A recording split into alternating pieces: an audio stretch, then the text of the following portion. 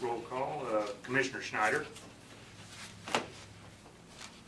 Commissioner Weber. Here. Commissioner Anderson. Here. Commissioner Hedstrom. Here. Commissioner Wolf. Here. Commissioner Feldbush. Here. Approval of the minutes.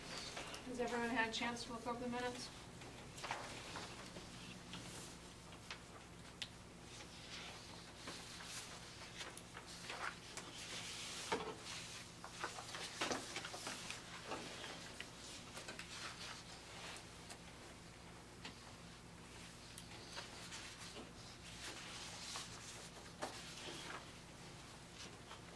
Looking for a motion.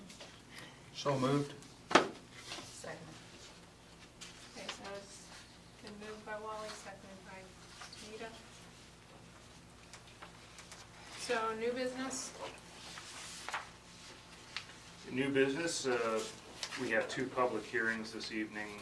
Public hearing PC 17-7 is consideration of a conditional use permit to operate a motorcycle repair and fabrication shop within an Ag 40 zoning district at the request of Kenny Ryan. Tim? We normally have like that big thing that we read out, the signing in and stuff. I just don't see it. For signing in for the public hearing? Yeah, and how long to keep comments, that type of thing. Yeah, I've got the, you referring to the signing sheet? No, there's usually a thing that we read that says, that just kind of gives ground rules. Oh, the ground rules, okay, yeah. Let me, would you want me to go ahead and get that for you? I meant to get that printed off. That's fine, or if you know, if you want to read them, I don't Okay, know. 'cause I don't, well. I don't have them. Okay, that's fine. Let me go get them real quick, and it'll only take me a minute. Okay, sorry. All right.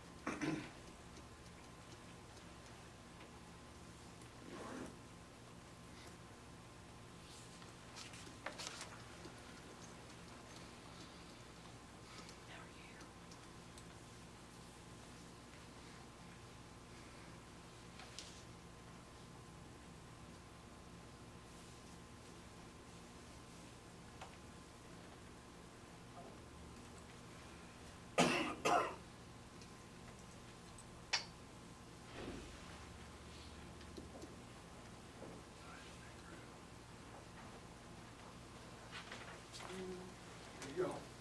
Thank you.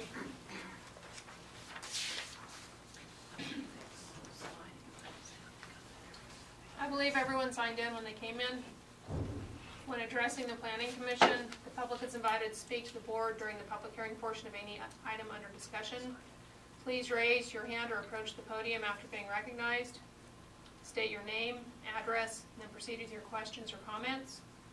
Shortly after the applicant presents his case, the Planning Commission will ask questions of the applicant.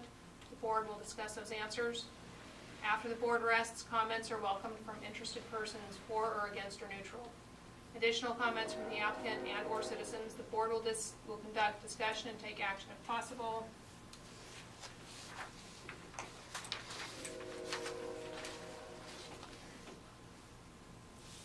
Citizens are asked to limit your remarks to the case or issue at hand.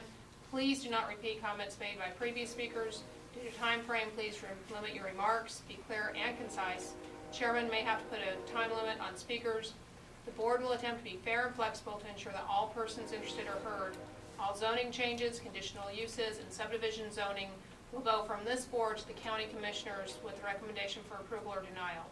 All issues heard this evening will go to the county commission after the 14-day protest period. Should you be interested in attending that meeting, please contact the zoning administrator or the county clerk for the scheduled hearing date and time. Thank you. Did you want to read the background on the first one? Yes. The applicant has constructed a 48-foot by 50-foot building addition used for storage and commercial motorcycle repair. The property is currently used for single-family residential and also a commercial dog kennel, which has been in existence for a number of years. The commercial kennel is a grandfathered use, which has been in continuous use since prior to the current version of the zoning regulations adopted in 2009. The motorcycle repair business has been operating from this location for several months. The applicant submitted a building permit application in September. The structure does meet all setback requirements of the Ag 40 zoning regulations.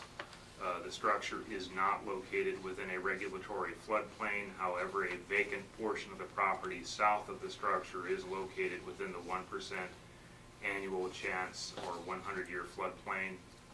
The applicant has graded the portion of the property the structure is on for positive drainage towards Old 40 Highway.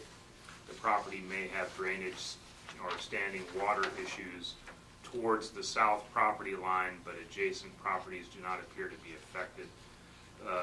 The entire commercial operation is located within the structure, and no outside storage is apparent from what staff has seen.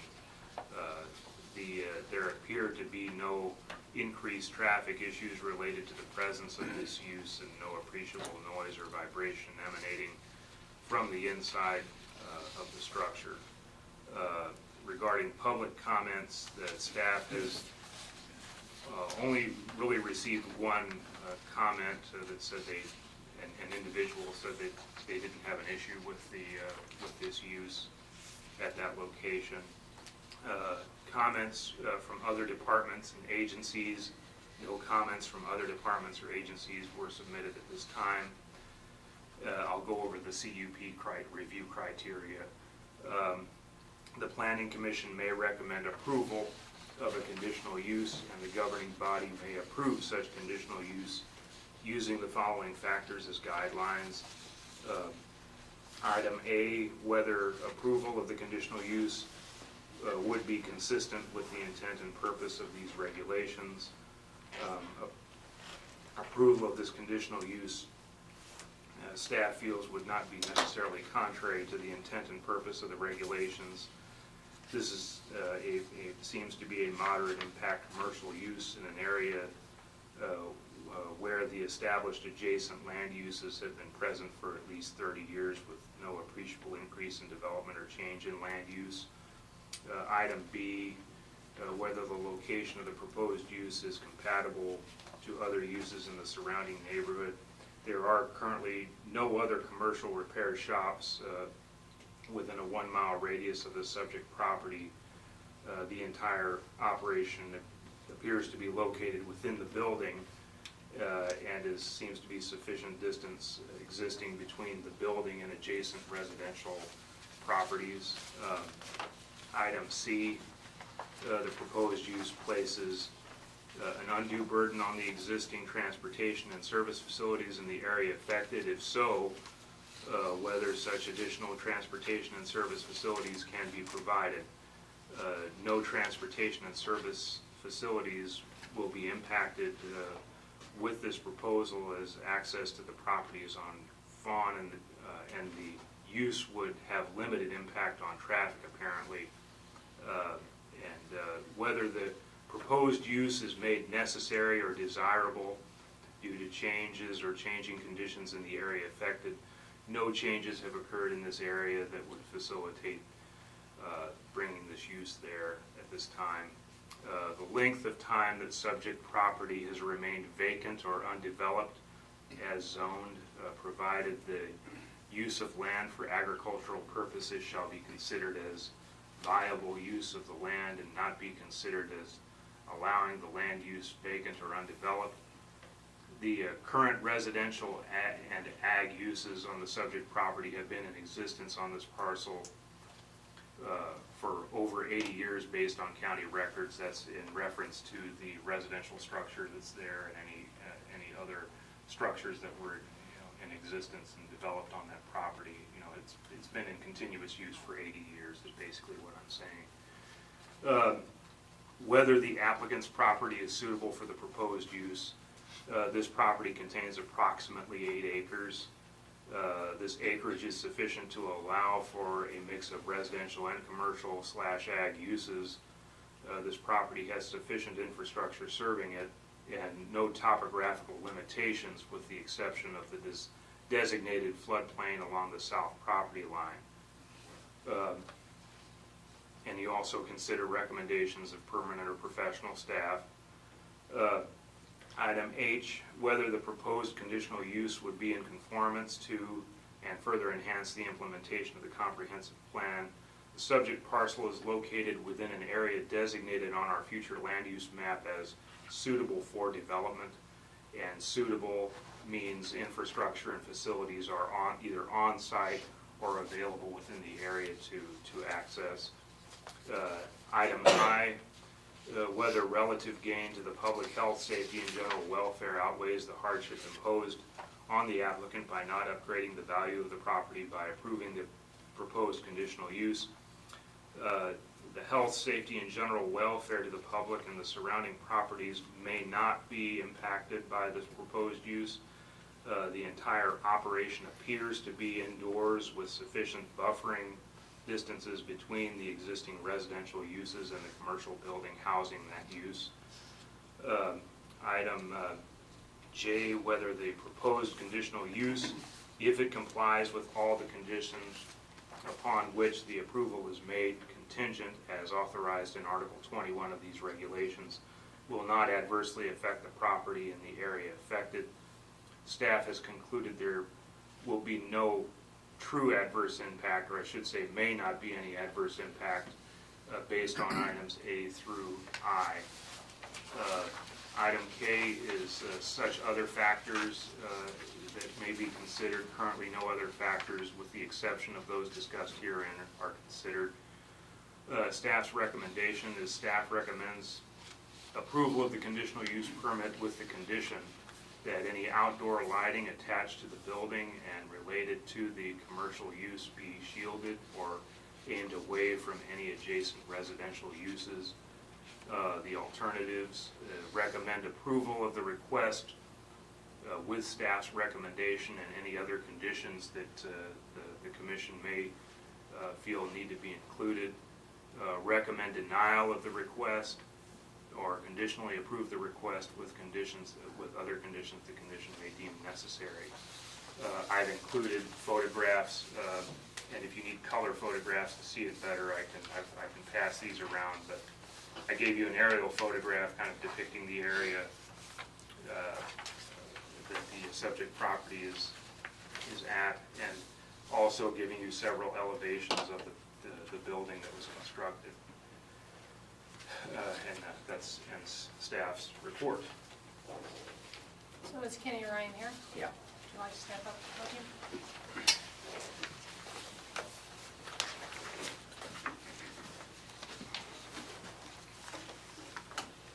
Your name and address? Kenny Ryan, 2156 Fallen Road. Thank you. You want to tell us about what you want to do? Well, we want to just operate our motorcycle business. We're repairing motorcycles and four-wheelers and stuff like that. And maybe sell a few things in the future or something. We haven't really gone that far yet, just trying to get it going. So Any questions from the board? Yeah, item 10, in the background, it says the entire commercial operation is located within the structure and no outside storage is apparent. Is that your plan, or is that just There's a little today? bit of stuff behind the building, but it's in a area in the trees, and yes, basically, I mean, I won't have a junkyard. I won't have that on my property. But there's a big, behind the building on the east side, there's a bunch of grass, brome grass, that what we do have out there hides it. And I'm not gonna do, like I say, will not have a bunch of crap laying around. 'Cause I don't like our place to look like that. A couple things over there that we just need to take to the dump. So a couple barrels of oil. So, that's not permanent stuff sitting there. Any more questions?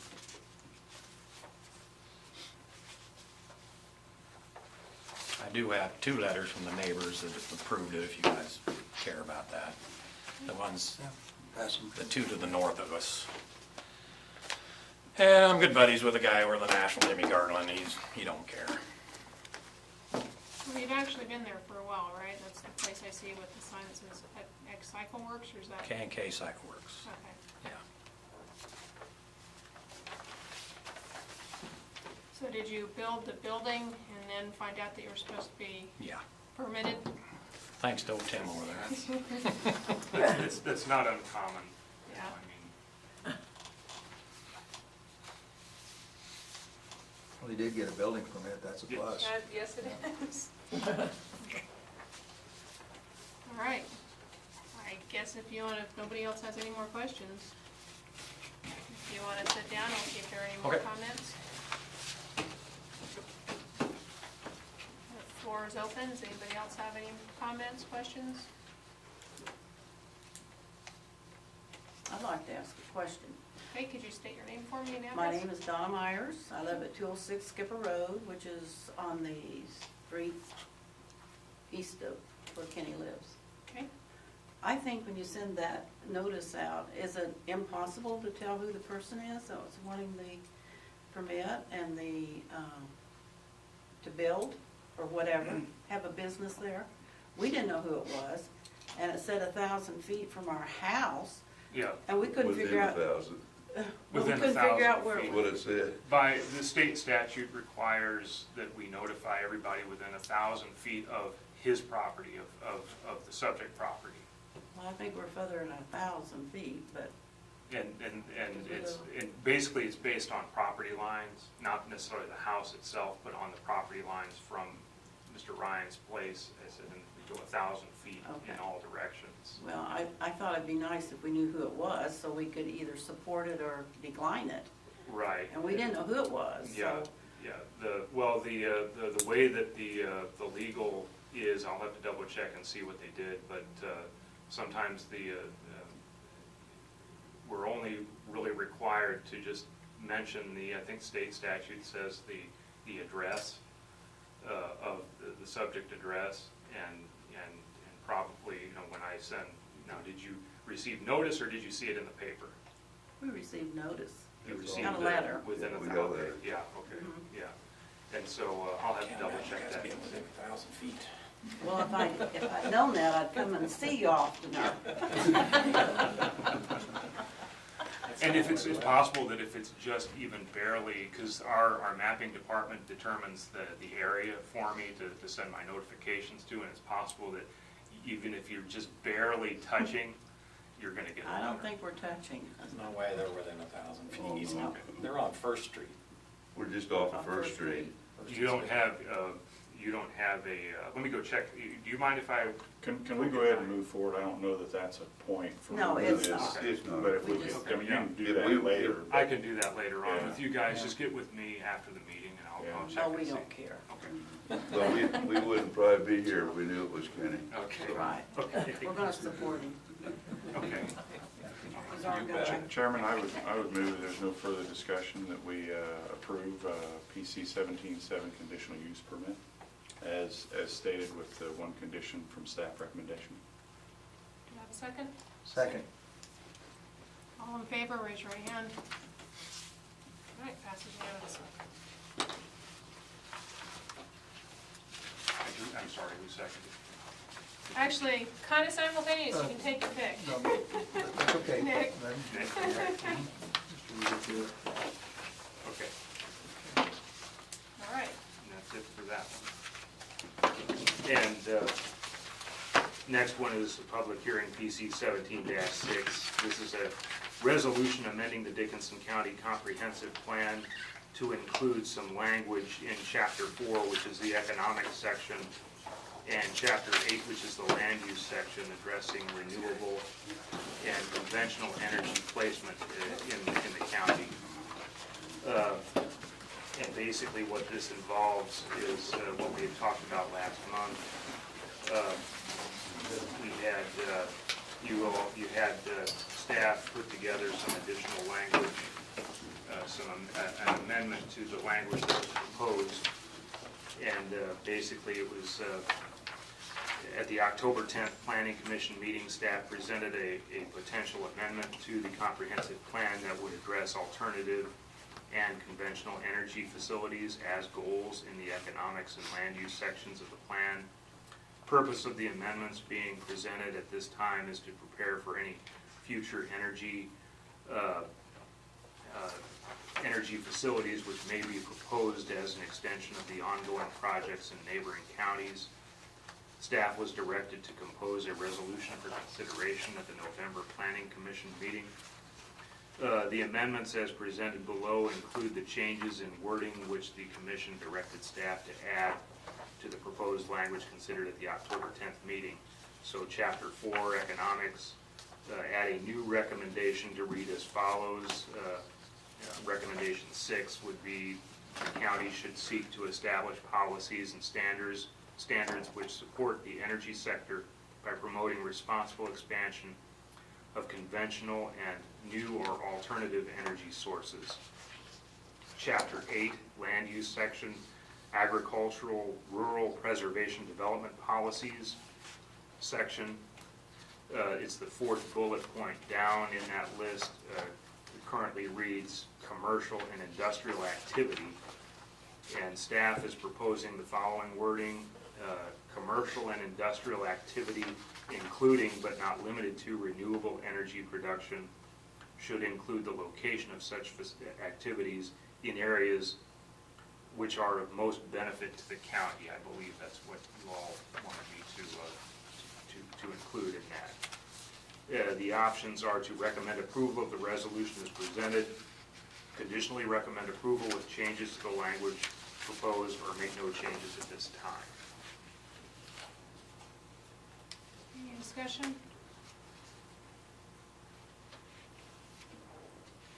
So were we able to, did you have a chance to look at what some other counties have in theirs?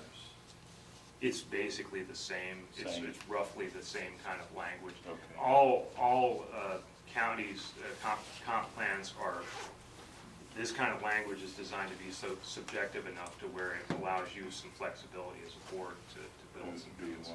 It's similar to what, like Cloud County, they've got a lot, Layton Yeah. County, Yeah. they've got a lot. It's got the big bars in it. Yeah. The big thing is, it isn't in the comp plan, but it's going to be in the zoning regulations when I bring the amendment to the zoning regulations that will outline more specific items. And I'll bring that to you hopefully either next month or in January, to outline kind of like what, and give you examples of what other counties like Marion, what their zoning regs show. We address wind energy in our regulations, but they're not thorough enough. And so staff feels that, like we can amend that with this amendment that we're doing tonight, will allow us to make those amendments to the and get ready for, if and when a project comes our way. And so that will come to you, probably the zoning amendments, the language in our zoning code, probably either next month or January.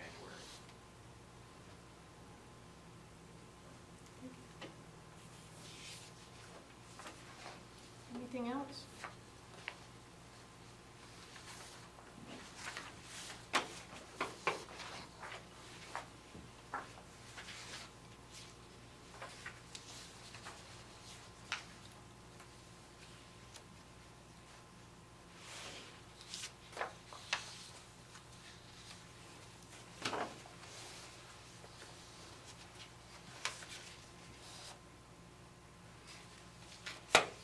I'm also going to have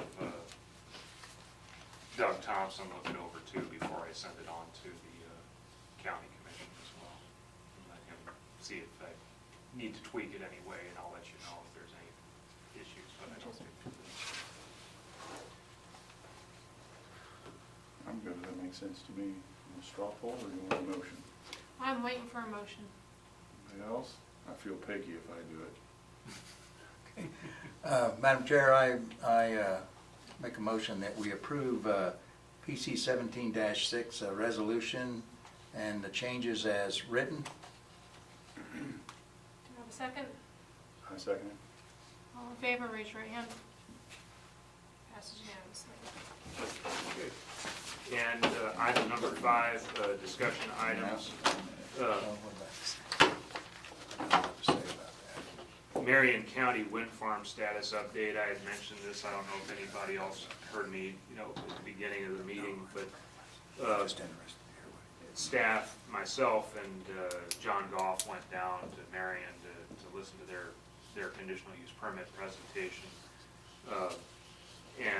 It was a packed house. It was basically over 120 people. And when it came time for public comment, virtually everybody was in favor of it, with the exception of one write-in that was opposed to it, and that opposition was, I think, based on, that the individual didn't like the fact that it was subsidized by the government, or something like that, so. But virtually everybody, and the only other questions that came up during that meeting about the project were things like the lighting, how they're going to be lit, what's the impact, or how is it going to impact the schools financially, because supposedly they're going to be giving a payment in lieu of taxes. Since they're tax exempt, they've agreed to do a payment in lieu of taxes, and I'm going to expect that we'll ask them to do the same thing here, and it would benefit the school districts and anything else that's in the area that would normally, money that would normally go to them anyway if it was taxed. I said Why are they tax exempt? Government, federal government says that they are. Okay. Yeah. Is that gonna be somewhat equal, though, what they would pay? Like if the school district, if they were taxed, would receive X Yeah. amount, the amount they're gonna pay, is it pretty much even? It's pretty much even. What they did, in fact, I mean, when I ran into this when I was at a previous community, we had the situation where staff calculated out how much revenue over the 10 years. They're tax exempt for the first 10 years. After 10 years, then they get put on the books as commercial and get taxed as commercial. But that first 10 years, I had to calculate how much money that they would have to contribute that would be equivalent or more to what they would be taxed, and they were more than willing to go that route. So, but I was a little surprised that there wasn't more opposition, because usually, I mean, the one in Lincoln County that went in and the one in Cloud County was they were both contentious. And so that kind of surprised me. I don't know if they're getting better at their PR, or if they're just, packing the house with people that they know are going to be for it. I don't know. But anyway, no, that's where that stands. We have, if you have any other questions, just let me know. But that pretty much covers it. We were there for a good 2 hours. An hour of it was the presentation, the other hour was the public portion.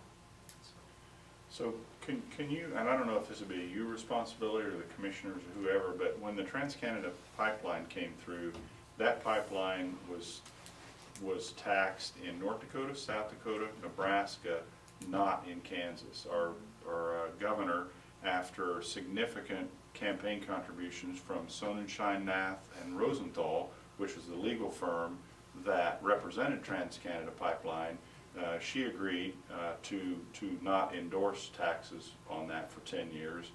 So, side topic, but my point is, can you or someone, before it gets to our county, can you just do some homework in Cloud County, Lincoln County, maybe in other states with this same company or any other companies? I would like to be ahead of that curve so that when something is presented to us, and I appreciate that if it's federally tax exempt, that's fine. And if they want to make a donation to schools, that's fine. But is that the most that we can get from them?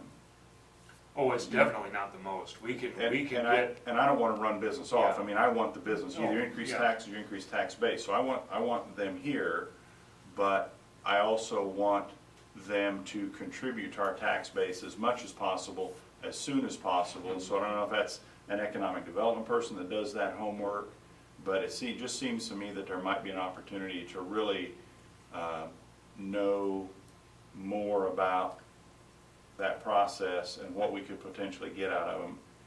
I can get with the county, Janelle, I can get with Janelle Dockendorf, our county financial officer, and she's also economic development. And I'll get with her and see if we could, together do some research on that or something and see. But Yeah. it's definitely not, you can definitely ask for more. Right. It's just that down there, the selling point was the schools for some, and so. Well, they get the biggest portion of our tax dollar. I mean, I can understand why. Well, from a political point of view, who's going to say, that's going to be the softest spot for them. If they're going to buy some goodwill, well, we'll give it to the schools. I mean, who's going to say, no, that's not good? Yeah. But they could do, my sense is they could probably do that plus a whole lot more Sure.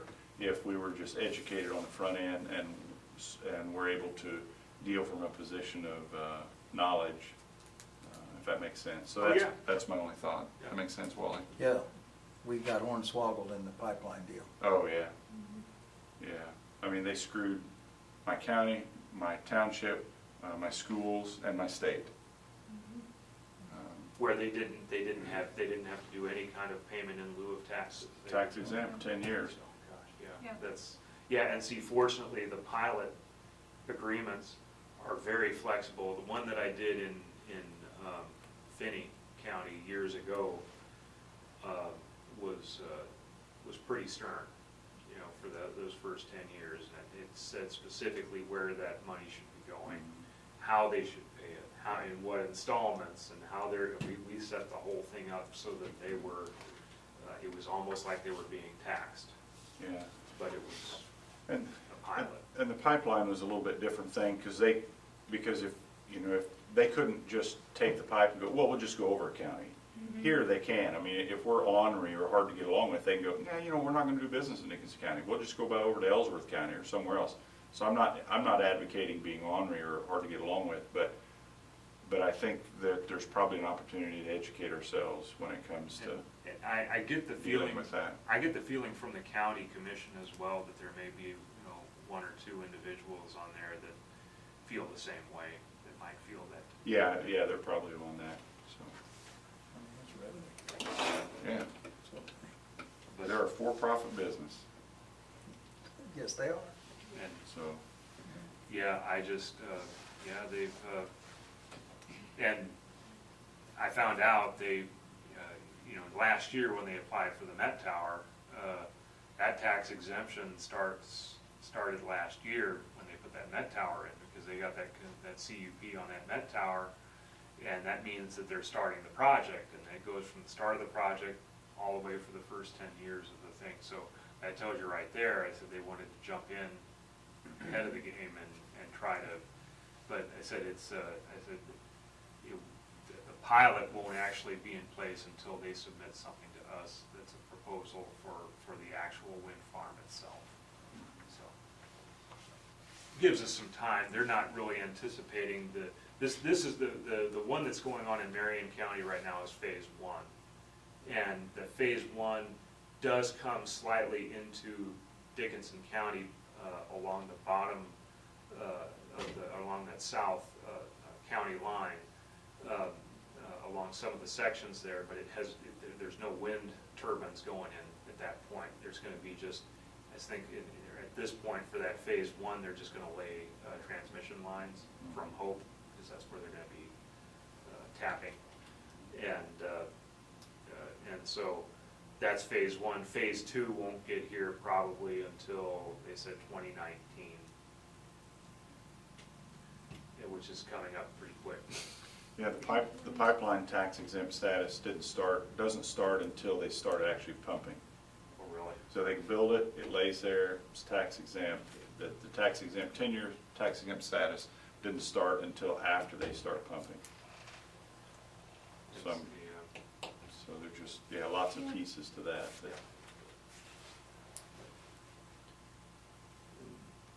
Is there anything else? Next meeting is December 12th.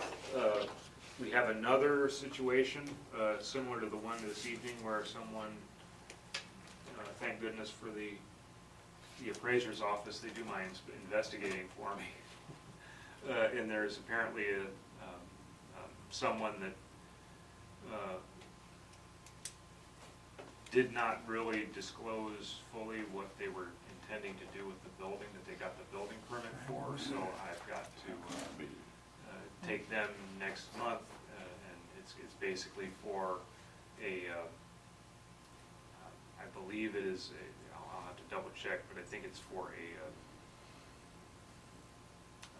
a record service, like a tow service, and they built a building, and they told me, oh, it's just for storage. When they told them, I said, well, is it ag storage or, oh, it's personal storage. Well, it turns out it's not personal storage, it's business. The building by Greyhound Supply, what happened with it? Oh, you'll have to forgive me. What's by the, Up off Old 40, not too far from what we just heard. okay. Didn't you say they built another building back behind Greyhound Supply without a permit? Yeah, they've got one. They got a permit. Yeah, I had them. There's I sent out probably, I would say probably about 50 letters to people who didn't pull permits, Okay. and they were one of them, so they've got permits. Did you send one to our favorite group up on Highway 18? I think I did. I'll double check, but I think I did. There's so many of these that Say again? there's so many of these that Oh, the yeah. appraisers caught that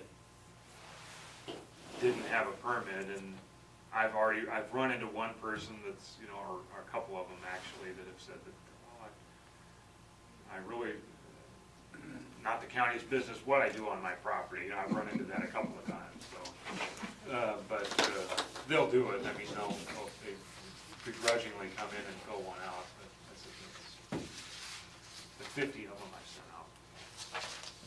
Would anyone like to make a motion to adjourn? So moved? Second. All in favor?